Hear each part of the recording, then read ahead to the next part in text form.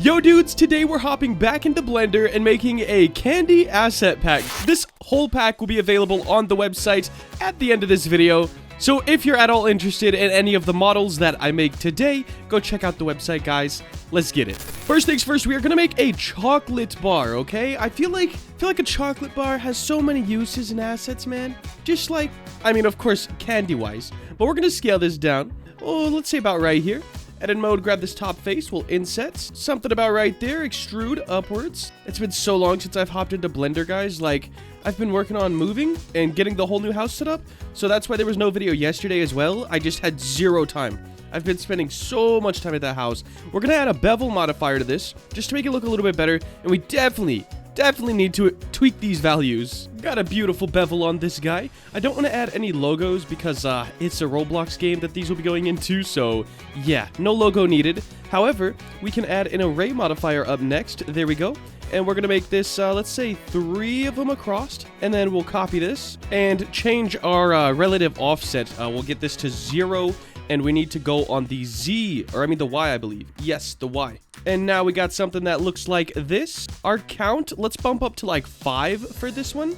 So now our chocolate bar looks like this. And I think that is pretty good for the chocolate bar overall. Should we do another one in a wrapper? I don't know. Really don't know. However, this does look like a pretty nice chocolate bar. Alright guys, up next, I think I'm gonna build model a sucker and a lollipop. So like 2 different types of suckers, guys. These are gonna be pretty simple. Let's see. Cylinder, boom. You then just shrink this down. Perfect. As Z. I won't use 32 sides when I actually model it.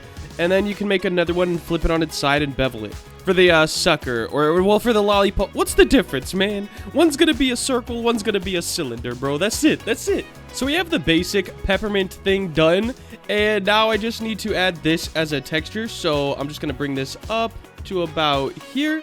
There we go. Material preview, and let's add this on the actual item. So boom, image texture, and candy peppermint. Guys, look. There it is. Now, I am going to go ahead and grab this face and do S0. And that should, let's not have it exactly right there. We can move that just to like a red. It's not actually what I was going for there. Okay, so let me just fix this up. I got it a little bit fixed up. We're going to project from view one more time and then scale it up so we get a little bit more swirls. We're going to skip out on the red border though, so it'll just kind of loop over nicely. And then we're going to grab the interfaces here, do A, S, and 0. Put that on a red. There we go. And we have our nice peppermint sucker. And then this, let's just join these together.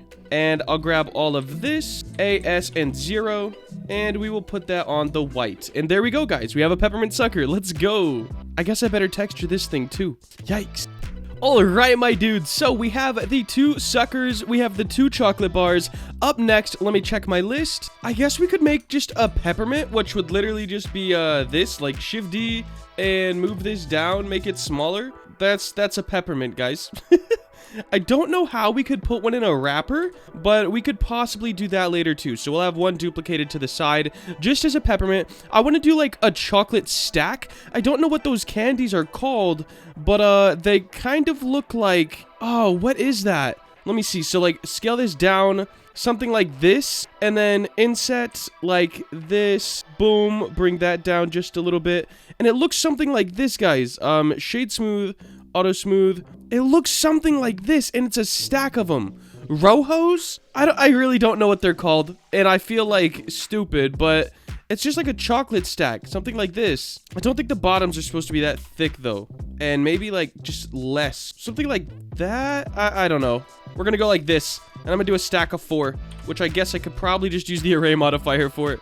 And we will do a stack of 4. There we go. Scale those down. We'll put them next to the chocolate.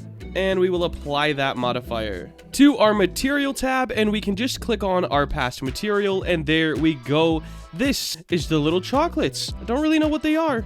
I forgot what they're called, but they're going to be in the pack nonetheless. Up next, we did do the peppermint. Let's try to do some cotton candy. That could be fun.